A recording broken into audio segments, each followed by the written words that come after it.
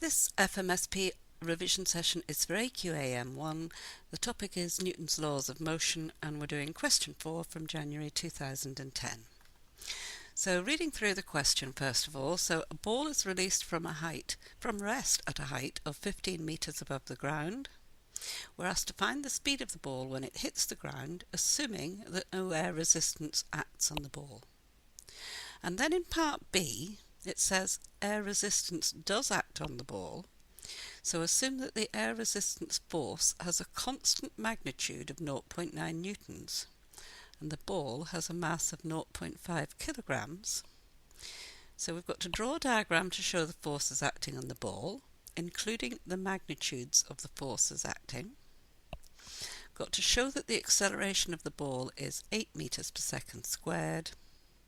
Find the speed of the ball when it hits the ground, and lastly explain why the assumption that air resistance force is constant may not be valid.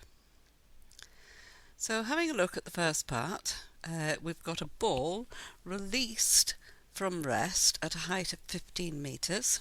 So basically you've got your ball and it's going to hit the ground, which is 15 metres down.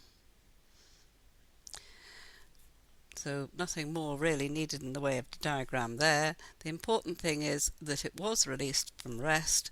It is going to travel downwards, so we'll take downwards as positive, which means that acceleration then will be due to gravity. So it's going to be g, or which is 9.8, and it travels a distance of 15 metres. And we're asked to find the velocity when it hits the ground. So we have u, a, s and v, and the equation which connects those is v squared equals u squared plus 2as. So that means that v squared is equal to, well, u squared will be 0, so it'll be 2 times 9.8 times s, which is 15.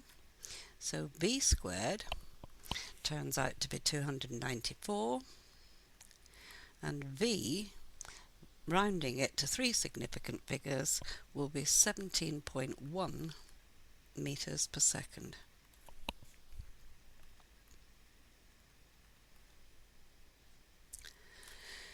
So that's the first bit. Then we go on in part B. It says, in fact, air resistance does act on the ball. So we've got to draw a diagram. So let's have our ball here, and the air resistance will act upwards to oppose motion, and the weight of the ball will act downwards. So its mass is 0.5, so its weight is going to be 0.5 g. So you could either write that as 0.5 g, but since g is 9.8, you might have written it as 4.9. But it does say including the magnitudes of the forces acting. The ball is travelling downwards, so make sure that we have that idea, and remember, of course, it travels a distance of 15 metres. So again, similar information to the last time.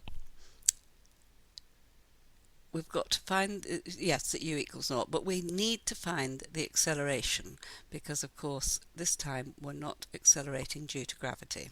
So we're going to use Newton's second law, F equals ma, where F is the resultant force, and as I say, it's going downwards, so the resultant force is going to be 0.5 g minus 0.9 is equal to the mass 0.5 times a. So 0.5, a half of g was 4.9, which we had here. Take away the 0.9, so that is equal to 4. So a half of a is equal to 4, so a is equal to 8. So of course you were given your answer of 8 meters per second, so just be very careful that you do show all your working quite clearly. So we've done the first two parts, so let's have a little look then at part 3 and 4. So now we have the acceleration of 8 meters per second.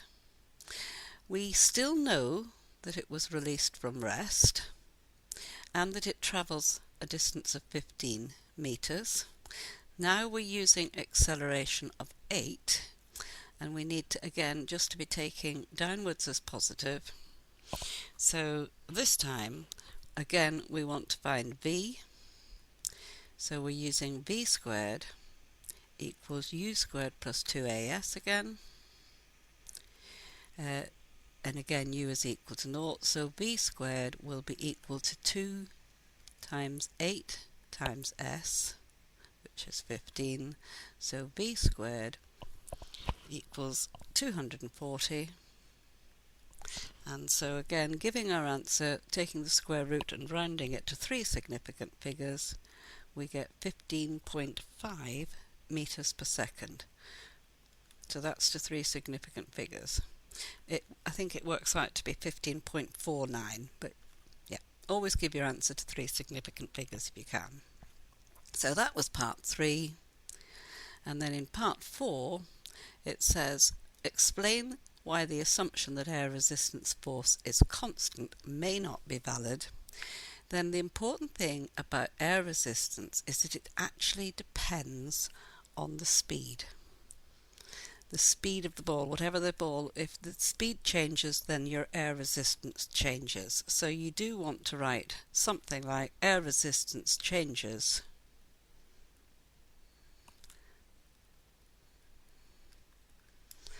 as the speed of the ball changes.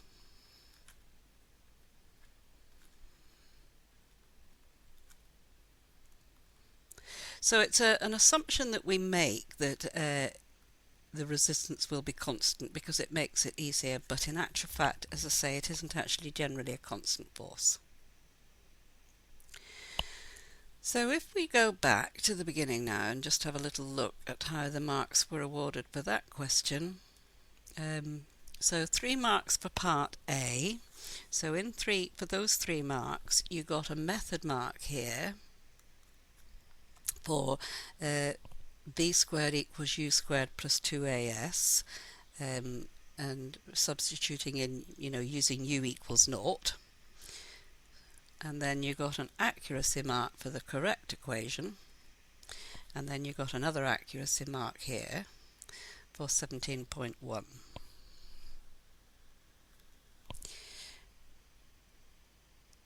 If we move on to part B, then you got just a B mark, so independent of method for your diagram, making sure you had put on the actual magnitudes of the forces and just hadn't labelled them R and W for resistance and weight, so they needed numbers. You then got a method mark for using F equals MA, and a mark independent of method for writing in the resultant force, and then an accuracy mark for 8 seconds. So that was a further 4 marks, so 7 marks altogether. And then you have 2 marks here, so for that little last bit there was a method mark for using v squared equals u squared plus 2as and substituting in, and an accuracy mark there, and then a statement mark or a mark independent of method there at the end. So for that question you had 10 marks altogether. So don't forget, there are lots more revision videos available if you go to the Further Maths Support Programme website and follow the link to online revision.